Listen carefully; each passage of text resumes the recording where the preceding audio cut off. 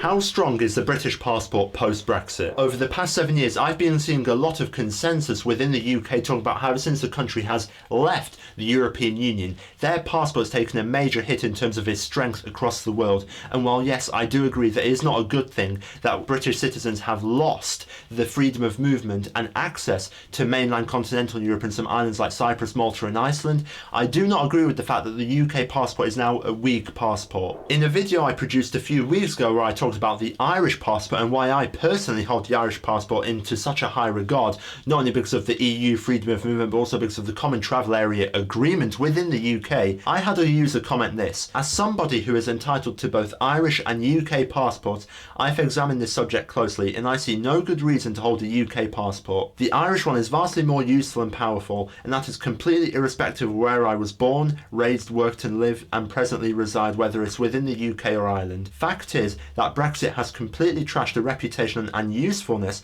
of the once proud UK passport. A close family member has both passports and hey, that's fine, but it's the Irish one that comes out constantly while the UK one stays in the drawer. So what I understand from this comment is this user is not seeing a major incentive to either get or maintain UK nationality as they have access to Irish nationality. Now in my opinion, it is always better to have multiple passports. It is always better to be a dual citizen than a single citizen because it provides that extra layer of insurance. You're seeing this going around a lot on the internet recently. Some people are starting to wake up a little to the idea that it is quite a good thing to have multiple citizenships across the world. It grants you a lot of freedom and a lot more access to different types of countries. Now I actually personally relate to this comment quite well. One of my passports I don't use that often, apart from when I'm really entering a specific country. I don't use it that often, but I'm still very proud and I'm very happy that I have it because I always like the idea of having multiple passports. And while yes, when I'm traveling I use one more than the other, it is always good to have that insurance passport just in case anything happens, whether I'm in a foreign country and I lose the passport.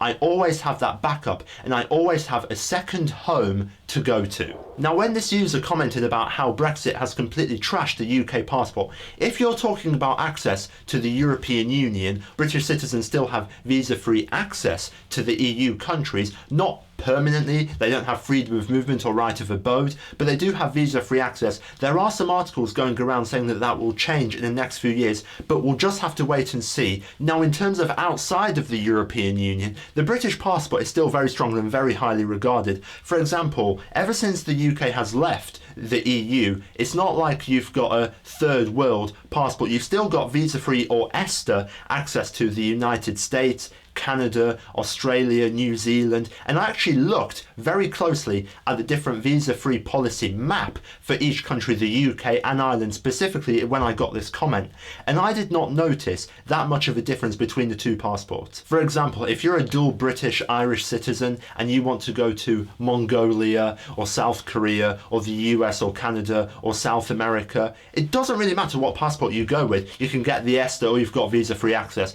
So on that respect, it doesn't matter. The only country where I did see a little bit of a difference was Tajikistan, weirdly, where with one passport you've got full visa-free access and the other one is like an ESTA or a visa on arrival, so it's not a major difference, but that is the only country where I noticed a difference. So the UK and Irish passport outside of the EU is actually very similar in strength, so this is why I don't agree that it is now a weak passport. Yes, within the EU it is better to use an Irish passport than a UK, but even then, let's say you use the Irish passport more than the UK, doesn't mean you should give up the UK, because it will still provide you with that extra home, that backup place, or that second home that you can go to, or that your family could go to if you do citizenship by descent. Let's say your kid wants to go to the UK, well, it would be a lot easier if you were a UK citizen.